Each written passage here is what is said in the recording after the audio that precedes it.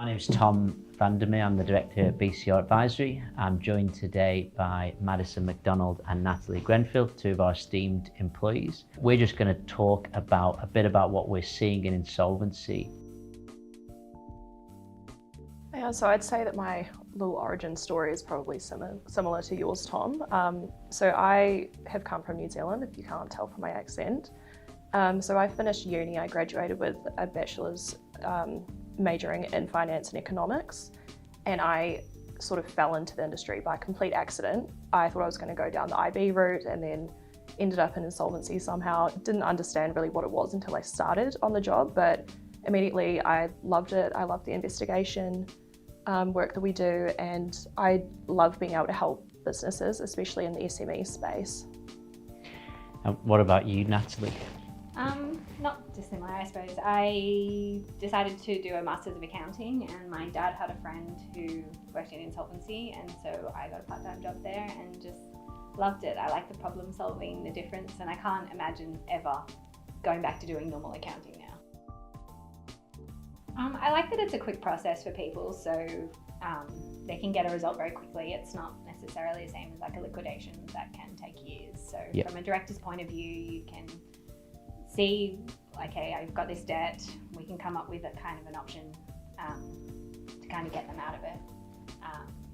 So that's quite good. I like that about small business. And it is a quick process that they can kind of return to normal relatively quickly. And what sort of fulfillment do you get out of giving that to directors? If I'm a director that, wants to come to you. It's an amazing feeling knowing that you've helped someone save 70% of their debt. Like you're changing their life. And a lot of our directors have had extreme personal circumstances that they've been through that kind of ended them in the position that they're in. So to be able to change their life so profoundly is amazing. I would say let us have a look at your books, because we can't really help you until we know what exactly we're looking at and how we can help, because there's the different avenues you can go through with the small business restructure or a liquidation or a voluntary administration, depending on your levels of debt and the complexity of your business. So I think, just building on what I was mentioning before about the investigation, I find it really interesting to go through the company's books and records and look at the way that they're spending their money and earning their money. And at the same time, like, we help companies to further themselves with this, the small business restructures, but then with the liquidations, we have the opportunity to hold directors that have, been involved with some sort of wrongdoing. We get to hold them accountable and try and right those wrongdoings for the benefit of the creditors. Yes. So I think, for me, it makes me feel good because I'm helping correct some of those things. Yeah. It's always interesting trying to find the assets that the directors have tried to pilfer or move around. Because it happens far too often. It does. And Maddie is the resident, bulldog attack dog that goes after these directors that have done the wrong thing. So, behave or else she'll be on to you. I wouldn't rely too heavily, I wouldn't make sure that you keep an eye on your accountant, because we see so many people come in who just rely completely on their accountant to do their job, and their accountant's lodging things late, not making the payments, that kind of thing. So I would make sure that you're always keeping an eye on that compliance, because at the end of the day, it comes down to you. Especially for that's when you end up with the direct penalty notices and things like that, which become a personal responsibility. So it's really in your interest to keep an eye on that. Yes, you are the director of your company. You can employ agents and employ external advisors, but ultimately the buck stops with you. So don't pass on all that responsibility to someone that you don't know, for one thing, or pass all the understanding onto that accountant. It's good for you to understand what happens in your business and not just be reliant on the accountant to tell you, what and when. I would advise them to go and speak to someone that, whether it be a restructuring practitioner or some other person that can give you some advice to help you put in the right direction. When you notice those debts start to rise and you start to panic, before you put your head in the sand and just completely ignore the situation, which most people do. I think we see it quite often with pricing structures. So we've had inflation rising over the past few years, so operational expenses have been increasing. but these companies haven't been increasing their pricing in line with that inflation. And it is a simple fix. You can look at the market, look at comparable businesses that are doing well, and they're doing it. So why can't these companies? I think the directors, they have a bit of a fear of increasing their pricing and turning away customers. But ultimately, if that's what you have to do, you have to do, and there is an expectation to do that now. Well, it's a very quick thing. Like a lot of directors, think they're just taking $50 here, $50 there, but it adds up so quickly because they're like, well, look, I'm not paying myself a wage. I need this money for a living, kind of thing. And it ends up blowing out because the accountant just keeps chucking it all in a director's loan, and then you owe $300,000 to the company, and but I actually didn't. So I feel like if you kind of remember at the end of the day that you're also an employee, if you pay yourself the correct way, it just makes life a lot easier as well. Well, it's one of the things that the ATO, like one of the worst things that they see from their end is as soon as they see a director loan, they see you've been paying yourself over themselves or any of the other creditors, they don't really want to help you because they don't believe that you've been operating the company in the right way. So we have to work with your accountant to see if they're misallocated things. Which does happen. Which does happen. A lot of the times, like I said before, the accountant just sits there and goes, oh, I'm not sure what this is. I'll just chuck it on the director's loan, which is how it normally blows out a lot.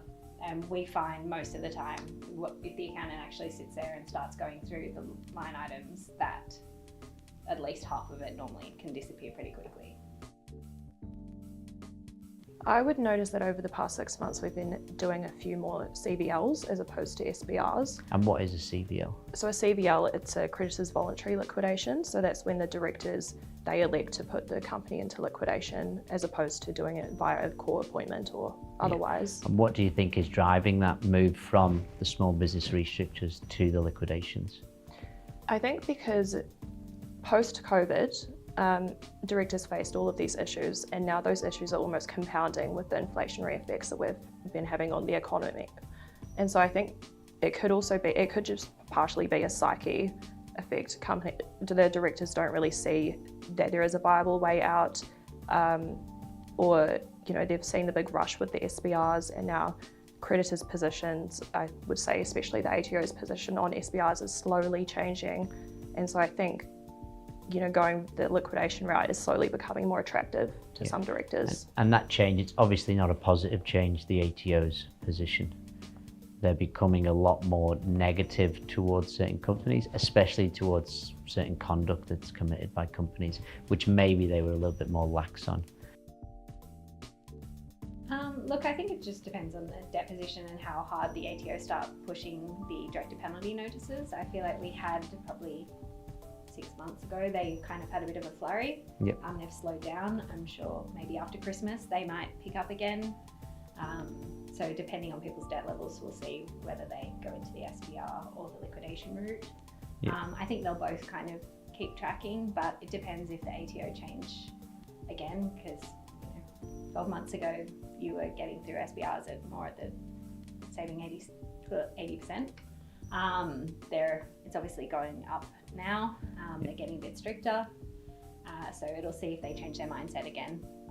That might push more people into the liquidation route or to go down a voluntary administration route as well. Yeah, I suppose that ties in with directors sitting on their hands a lot. They don't make a decision when really they should be making a decision early, because what the ATO are doing today might not be what they do in 3 months, might not be what they do in 6 months. So, don't rest on your laurels and wait, make action. I mean, I think it can come from a whole range of reasons. I think COVID is still one of the leading causes. And then with the inflationary effects that were almost caused by COVID, that's sort of compounding, and ATO debts and debts with other creditors have now snowballed into huge problems for directors. But I think COVID is almost separate, because the introduction of small business restructuring, it's given small businesses the opportunity to restructure in the way that's possible via a voluntary administration that's only really feasible for bigger companies that can afford the costs of a voluntary administrator, Whereas a small business restructure, it's cost effective. Small companies can actually afford to do so and then keep their business viable. Places that I've worked before, the men are older, going out to lunch all the time. I think the thing that makes BCR different, apart from having predominantly women, is Tom and John. I think you guys also make it such a friendly environment. It's a lovely place to work. Yeah, I agree with that. I think what you would find in a lot of other firms in this industry is it's very much a boys' club. If you have females that are working in this space, they may be in some sort of support role, whereas that's definitely not the case here. And I think with BCR, our internal hierarchy, it's not so structured that I can't get assistance from the liquidator. If I've got questions, everyone can talk to everyone. My opinions are respected, which you would not find in other firms. And so I think I get a lot more value from BCR at this stage in my career than I would at probably any other firm. So we can do most industries. I would just say that you need to check your specific license if you have any specific, I don't know what that is, trade.